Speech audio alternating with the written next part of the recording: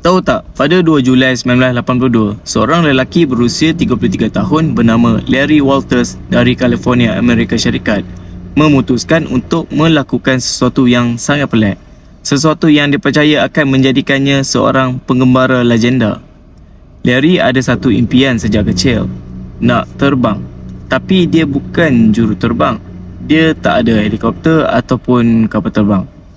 Cuma apa yang dia ada, sebuah kerusi lipatan dan 45 belon besar yang diisi dengan helium. Hari itu, Larry ikat semua belon itu pada kerusi lipatnya. Dia pun duduk dan pakai tali pinggang. Dan kemudian dia terbang.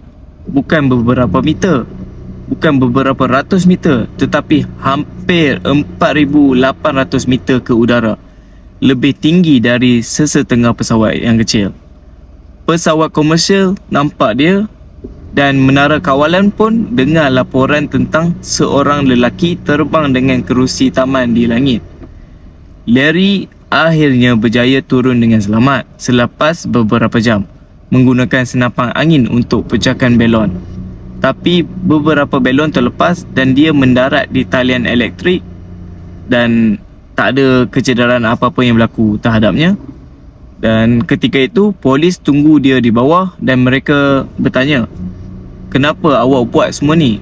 Kemudian Larry menjawab dengan satu ayat yang sangat terkenal, "Kalau kita ada mimpi, kadang-kadang kita kena cuba."